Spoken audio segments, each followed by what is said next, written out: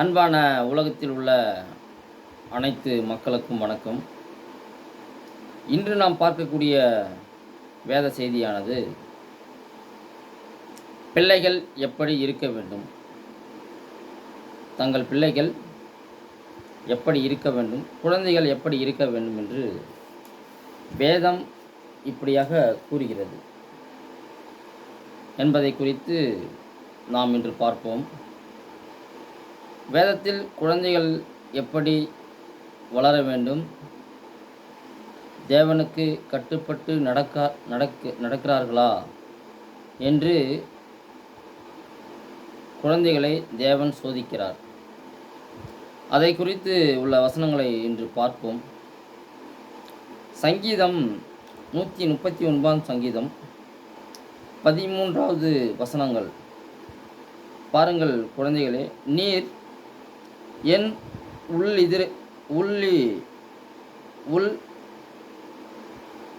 இருதயங்களை கை கொண்டிருக்கிறீர், என் தாயின் கர்ப்பத்தில் என்னை காப்பாற்றினீர்.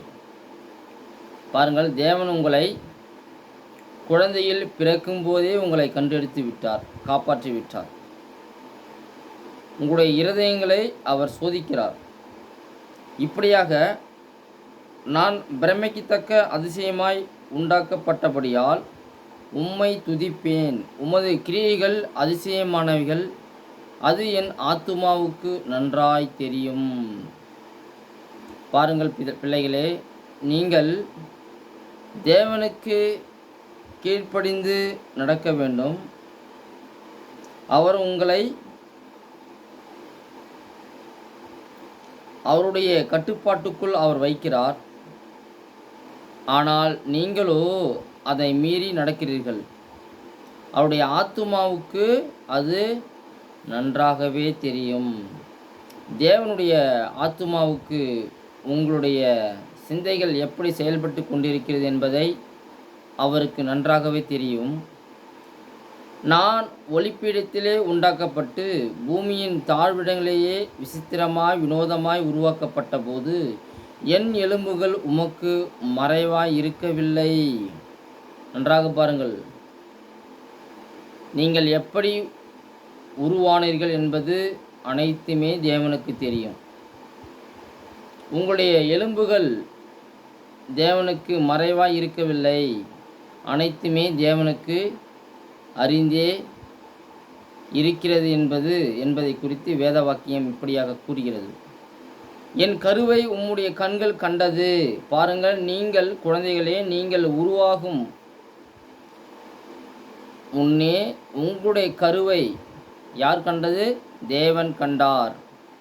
என் அவயங்களில் ஒன்றாகிலும் இல்லாத போதே அவைகள் அனைத்தும், அவைகள் உருவேற்றப்படும் நாட்களும் உமது புஸ்தகத்தில் எழுதியிருந்தது. நீங்கள் கருவாகிற முதல் நீங்கள் குழந்தைகளாக சிறிது பிள்ளையாக இருந்து பெரிதாக கருவிலே வளர்கிறீர்கள் அல்லவா? அது முதல் அனைத்துமே தேவனால் உண்டாக்கப்பட்டது. நீங்கள் இது அனைத்துமே இந்த புஸ்தகத்தில் எழுதியிருந்தது. இப்படியாக நீங்கள் குழந்தைகளே, நீங்கள் அனைவருமே தேவனால் உண்டாக்கப்பட்டவர்கள் என்பதை நீங்கள் புரிந்து கொள்ள வேண்டும், தெரிந்து கொள்ள வேண்டும். உங்களை அவர் நேசிக்கிறார் என்பதை நீங்கள் புரிந்து கொள்ளுங்கள். அடுத்ததாக மத்தேயு 18:3 பாருங்கள். நீங்கள் மனந்திரும்பி பிள்ளைகளைப் போல் ஆகாவிட்டால் பரலோக ராஜ்யத்தில் பிரவேசிக்க மாட்டீர்கள் என்று மெய்யாகவே உங்களுக்கு சொல்லுகிறேன். குழந்தைகள் எப்படி, நீ அந்த கிளாஸை எடுத்துகிட்டு வா சொன்னால் 1 வயது அல்லது 2 வயது 3 வயது குழந்தைகள் என்ன செய்வார்கள்? ஒரு டம்ளர் எடுத்துகிட்டு வான்னு சொன்னால் எடுத்துகிட்டு வருவார்கள். அந்த கரண்டை எடு என்றால் எடுத்து விடுவார்கள். இப்படியாக பெற்றோருக்கு தங்கள் பிள்ளைகள் கீழ்ப்படிவார்கள் அல்லவா? அப்படியே நீங்கள் பெரியதாக மாறினாலும், நல்ல முறையில் நீங்கள் வளர்ந்தாலும், தங்கள் பெற்றோருக்கு நீங்கள் கீழ்ப்படிந்து தான் இருக்க வேண்டும். இப்படியே தான் தேவனுடைய வசனத்திற்கும் நீங்கள் கட்டுப்பட்டு தான் நடக்க வேண்டும் என்று தேவன் கூறுகிறார். அதை விட்டுவிட்டு நீங்கள் தவறான வழியில் போவது, அவர் செய்கிறார் நானும் செய்கிறேன், அவர் தவறு செய்கிறார் நானும் தவறு செய்கிறேன், இப்படியாக அநேக காரணங்களை கூறிக்கொண்டு மற்றவர்களை காரணம் காட்டிக்கொண்டு நாமே தவறு செய்து கொண்டு தவறான வழியில் நடக்கிறோம். அதனால தான் நமக்கு அநேக நன்மைகள் கிடைப்பதற்கு தாமதமாகிறது, அல்லது அது கிடைக்காமலே போகிறது. பிள்ளைகளே, நீங்கள் மனம் திரும்பி பிள்ளைகளைப் போல் ஆகாவிட்டால் பரலோக ராஜ்யத்தில் பிரவேசிக்க மாட்டீர்கள் என்று மெய்யாகவே உங்களுக்கு சொல்லுகிறேன். இந்த பூமிக்குரிய வாழ்க்கை என்பது சும்மா வாழ்க்கை, நீங்கள் புரிந்து கொள்ள வேண்டும். ஆனால் பரலோகத்தில் உங்களுக்கு பசியே இருக்காது. நிரந்தரமாக நீங்கள் நல்ல முறையில் இருக்கலாம். இந்த வாழ்க்கையை நீங்கள் நல்ல வாழ்க்கையாக வாழாவிட்டால் உங்களுக்கு பரலோகத்தில் இடமே கிடையாது என்று நீங்கள் தெரிந்து கொள்ளுங்கள். நான் உங்களிடம் பொய் கூறவில்லை. இவன் என்னடா பரலோகம் என்றான், பூமி என்றான் சொல்லி நீங்கள் என்னை தவறாக நினைக்க வேண்டாம். நான் உங்களிடத்தில் ஒருபோதும் பொய் கூறவில்லை என்பதை நீங்கள் புரிந்து கொள்ள வேண்டும். அடுத்ததாக பாருங்கள்.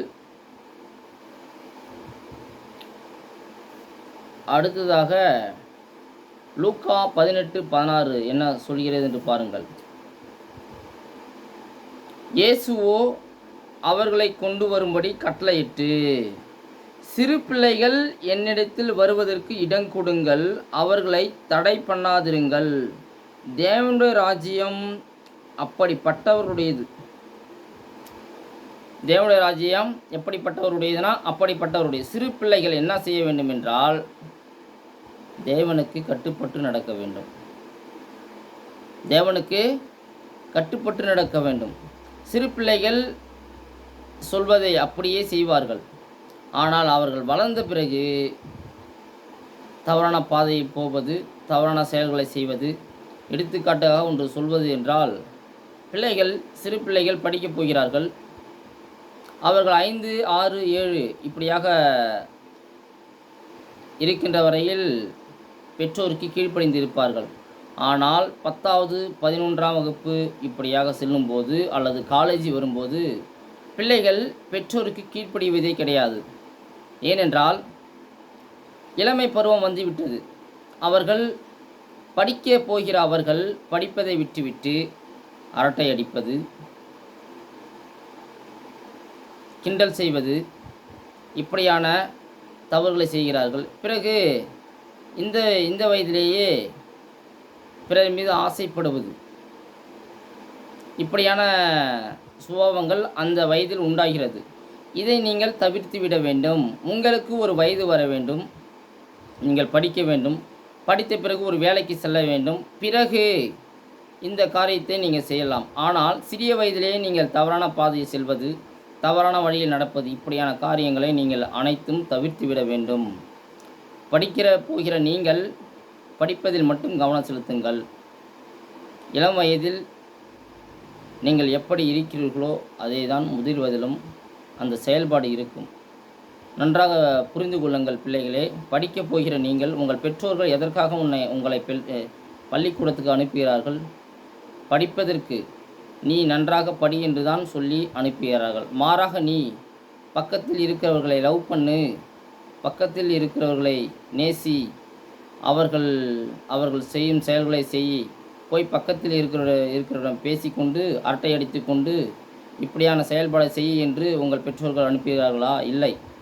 நீங்கள் படிப்பதற்காக செல்கிறீர்கள். படிப்பதை தவிர்த்துவிட்டு மற்ற காரியத்தை அனைத்தும் செய்தால் தேவன் உங்களை நிச்சயமாக தண்டிப்பார் என்பதை புரிந்து கொள்ளுங்கள். படிப்பது இந்த சிறிய வயதில் ஒரு அற்புதமான செயல்.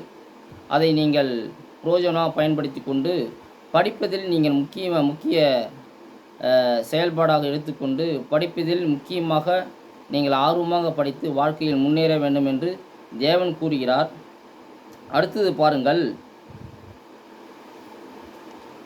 அடுத்தது யோவான் 14 14:27 சொல்கிறது பாருங்கள். சமாதானத்தை உங்களுக்கு வைத்து போகிறேன், என்னுடைய சமாதானத்தை உங்களுக்கு கொடுக்கிறேன்.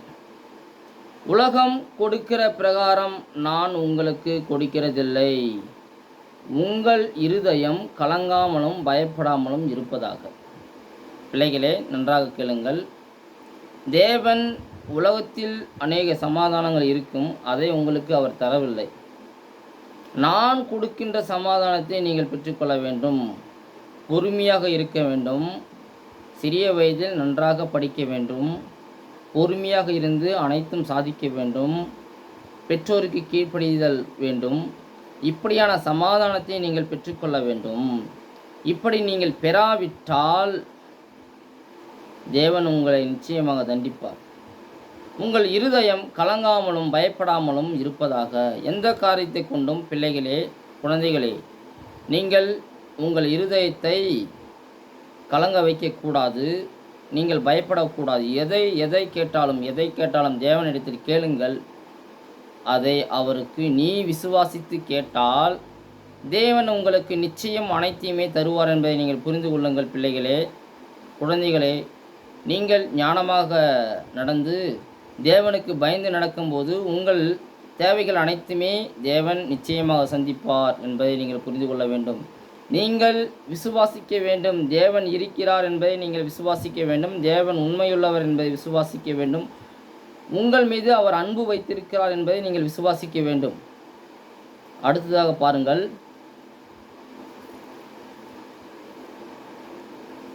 எபேசியர் 6:4 பாருங்கள். பிள்ளைகளே, உங்கள் பெற்றோருக்குள் கீழ்ப்படியுங்கள், இது நியாயம்.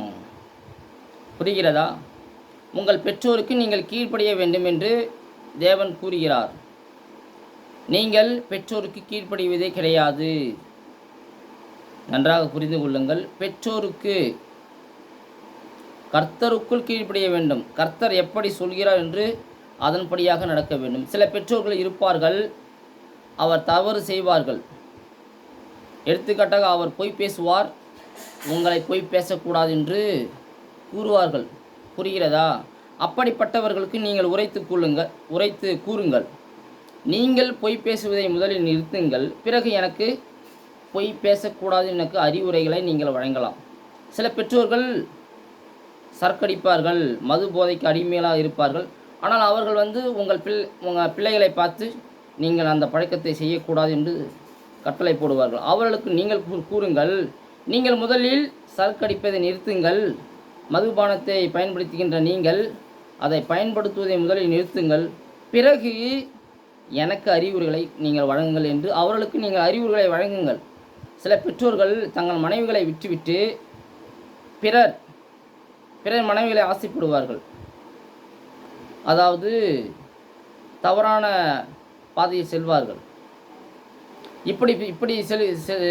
இப்படி போகிறவர்கள் தங்கள் பிள்ளைகளை பார்த்து ஆசைப்படக்கூடாது, அப்படி பண்ணக்கூடாது, இப்படி பண்ணக்கூடாது என்ற அறிவுரைகளை வழங்குவார்கள். இப்படி வழங்குகிற நீங்கள் முதலில் தான் ஒழுக்கமாக வாழ்ந்துவிட்டு பிறருக்கு அட்வைஸ் பண்ணுவதை நீங்கள் செயல்படுங்கள். அதை விட்டுவிட்டு நீங்களே ஒழுங்காக நடப்பதில்லை, ஆனால் மற்றவருக்கு அறிவுரைகளை வழங்குவது, இப்படி நீங்கள் செயல்பட்டால் உங்கள் பிள்ளைகள் எப்படி அவர்கள் ஒழுக்கமாக வாழ்வார்கள், உண்மையாக இருப்பார்கள். நீங்கள் புரிந்து கொள்ள வேண்டும். இப்படியான அறிவுரைகளை உங்கள் பெற்றோருக்கு நீங்கள் தான் வழங்க வேண்டும். அடுத்தது பாருங்கள். உனக்கு நன்மை உண்டாயிருப்பதற்கும் பூமியிலே உன் வாழ்நாள் நீடித்திருப்பதற்கும் உன் தகப்பனையும் உன் தாயையும் கனம் பண்ணுவாயாக என்பதே வாக்குத்தத்தம் உள்ள முதலாம் கற்பனையாக இருக்கிறது. புரிந்து கொள்ளுங்கள். முதலில் தேவன் சொல்கிறார் பாருங்கள், உன் தகப்பனையும் உன் தாயையும் கனம் பண்ணுவாயாக என்பதே வாக்குத்தத்தம் உள்ள முதலாம் கற்பனையாக. அதே பிள்ளைகளே, அநேக பெற்றோர்கள் தற்போது ஆசிரமத்தில் இருக்கிறார்கள். நான் அநேக பேர்களை பார்க்கிறேன். உங்கள் சிறிய வயதில் இருக்கும்போதே அவர்கள் உங்களை சாகடித்து இருந்திருந்தால், உங்களை சாக அடித்திருந்தால், நீங்கள் நன்றாக வளர்ந்து உங்களை படிக்க வைத்து நீங்கள் உங்கள் தாய் தகப்பனை ஆசிரமத்திற்கு அனுப்புகிறீர்கள். இப்படியான கொடுமை இங்கே தான் நடந்து கொண்டிருக்கிறது. சிறிய வயதிலே உங்களை அவர்கள் நன்றாக வளர்த்தார்கள், உங்களை படிக்க வைத்தார்கள். இப்படியான செயல்பாடுகள் உங்கள் பெற்றோர்கள் உங்களுக்கு செய்கிறார்கள். ஆனால் நீங்களோ அவர்களுக்கு வயதாக செல்கின்ற போது அவர்களை நீங்கள் சரியான முறையில் உபதேசிப்பதில்லை, சரியான முறையில் அவர்களை பார்ப்பது கிடையாது. இப்படியான அநேக கொடுமைகள் அநேக பெற்றோர்கள் என்னிடம் கூறுகிறார்கள். இப்படியான கொடுமைகள் நீங்கள் சிறிய வயதிலே உங்களை அவர்கள் சாகடித்திருந்தால் இப்படியான பிரச்சனை இருந்திருக்காது. பிள்ளைகளே, நன்றாக கேளுங்கள். உங்கள் பெற்றோர்கள் வயது சென்றவர்களாகும்போது நீங்கள் அவர்களை நல்ல முறையில் பார்த்து கொள்ள வேண்டும். நல்ல முறையில் அவர்களை உபதேசிக்க வேண்டும். நல்ல முறையில் அவருக்கு உணவுகளை பரிமாற வேண்டும். இப்படியாக அனைத்து செயல்பாடுகளும் பிள்ளைகள் தங்கள் பெற்றோர்களை நல்ல முறையில் கவனித்து கொள்ள வேண்டும். அதற்கு மாறாக உலகம் முழுவதுமே நடந்து கொண்டிருக்கிறது. அவர்களை ஆசிரமத்திற்கு அனுப்புகிறார்கள். முதியோர் காப்பத்திற்கு அனுப்பிவிட்டு அவர்களுக்கு அநேக துன்பத்தை வருவிக்கிறார்கள். பிள்ளைகள் இருந்துமே பெற்றோர்களை பாதுகாப்பதில்லை. எப்படியான கொடுமைகள் நடக்கிறது பாருங்கள் பிள்ளைகளே. இப்படியான கொடுமைகள் நீங்கள் ஒருபோதும் குழந்தையாக இருக்கும்போது உங்கள் பெற்றோர்களை நீங்கள் எப்படி குழந்தையாக இருக்கும்போது உங்கள் பெற்றோர்கள் எப்படி உங்களை பார்த்தார்களோ அப்படித்தான் நீங்கள் அவர்கள் வயது சென்றவர்களாகும்போது அவர்கள் குழந்தைகளாக மாறுகிறார்கள். அப்போது நீங்கள் அவர்களை நன்றாக பார்க்க வேண்டும். தங்கள் பெற்றோர்களை நன்றாக பார்க்க வேண்டும், பாதுகாக்க வேண்டும். இப்படியான செயல்பாடுகள் நீங்கள் செய்தால் தேவன் உங்களை நிச்சயித்து, தேவன் உங்களை ஆசீர்வதித்து உங்களை மேல்மேலும் உயர்த்துவார் என்று கூறிக்கொண்டு என்னுடைய உரையை முடிக்கிறேன். நன்றி, வணக்கம்.